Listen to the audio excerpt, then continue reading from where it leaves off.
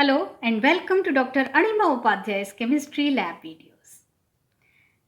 Today's video is about the determination and viva voce questions on the chloride ions by Mohr's method. And I am uploading this video on a special request from my student community. I am very happy that many of the students are getting benefited. So please share this video and recommend my channel in your student community so that most of the students can take the advantage of these videos. Also, if you have not subscribed to my channel, please subscribe to it.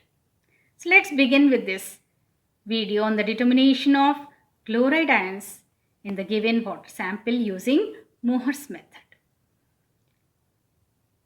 What happens if the chloride ions concentration is high in the water? If the chloride ions concentration is high, it suggests that there is a mixing of domestic sewage as well as the effluents from the industry in the main streams or in the drinking water. Are these chloride ions, if present, toxic? No, the chloride ions as such are not toxic, but if their concentration exceeds 250 ppm, then it gives a peculiar taste to the water, which is undesirable. What are the reagents required for performing this experiment?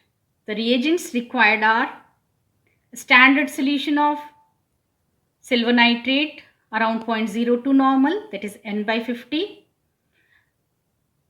A solution of indicator, that is potassium chromate, we use in this titration by dissolving 5 grams of potassium chromate in 100 ml distilled water. We also need solid calcium carbonate to adjust the pH to around 7 to 8, and the sample water is required, in which we will determine the chloride ions.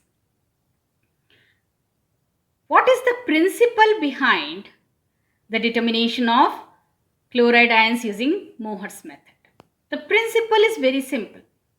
Here, the silver nitrate solution, that is the standard solution we have prepared, is filled in the burette, and the sample which is provided to us containing the chloride ions is titrated against the standard silver nitrate solution using potassium chromate as the indicator, and the pH is adjusted around 7 to 8 by adding solid calcium carbonate.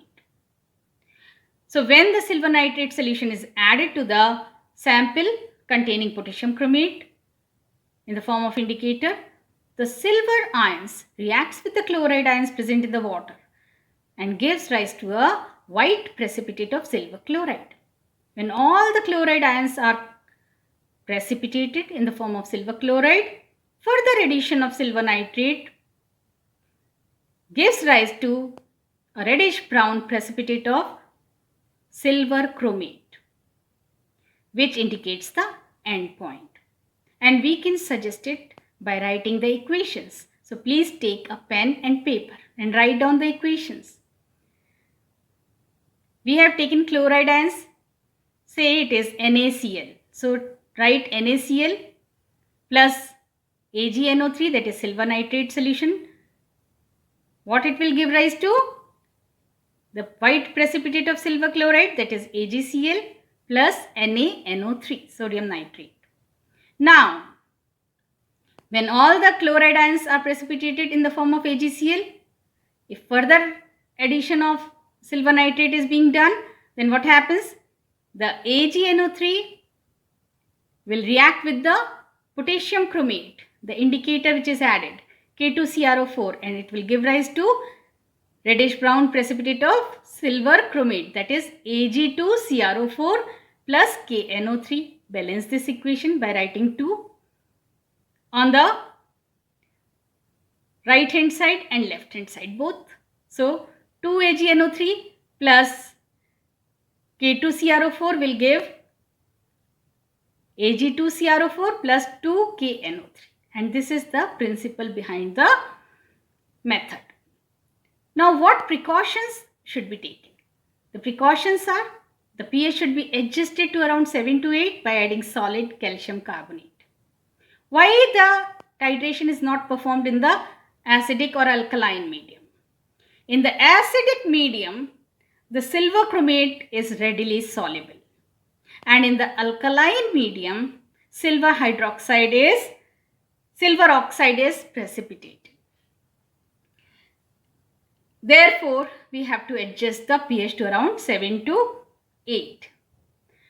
Can you tell the brief procedure for performing this experiment?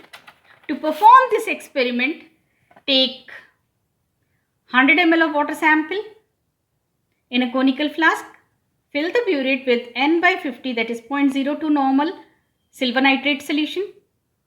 Add 1 ml of potassium chromate to the conical flask in which you have taken the water sample. Run down the silver nitrate from the burette. When all the chloride ions gets precipitated, further addition will result into the formation of reddish brown color of silver chromate, which will indicate the end point. So this is how the experiment is performed. Here, anyone can ask you that when silver nitrate reacts with both chloride ions as well as chromate ions, so which ions will get precipitated first and why? So it is the chloride ions which gets precipitated as silver chloride, because silver chloride has less solubility than silver chromate. Therefore, silver chloride will precipitate first before the formation of silver chromate. What are the calculations? The calculations are very simple. So when you have done the experiment, taking the sample, run down a blank titration also without taking the chloride ions in the blank. So in the blank titration, the chloride ions are avoided. Take the distilled water, add potassium chromate indicator and titrate it against the silver nitrate. So let the value be V2 for the blank and let the value be V1 for the sample. So V2 minus V1, that is blank minus sample, because blank is always higher than the sample. V2 minus V1 will be the volume run down for the titration of the sample solution in the terms of silver nitrate. How much silver nitrate is consumed is suppose Vml. So V multiplied by 0.02, that is the normality of silver nitrate, multiplied by 0.0355 divided by 100, because we have taken 100 ml water sample. Grams of chloride ions. If you want to convert it into milligrams, it will be V multiplied by 0.02 multiplied by 0.0355 multiplied by 10 milligrams of chloride ions. Because 1000 ml of 1 normal silver nitrate is equivalent to 35.5 grams of chloride ions, which is equivalent to 1 ml of silver nitrate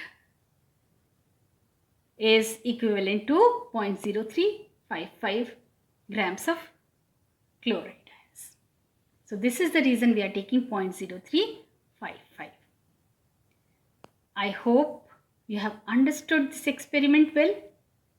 If you have any queries, you can leave a question in the comment box. Try to learn it and hope you will do very good in the exam after watching my video. Take care of yourself and bye-bye.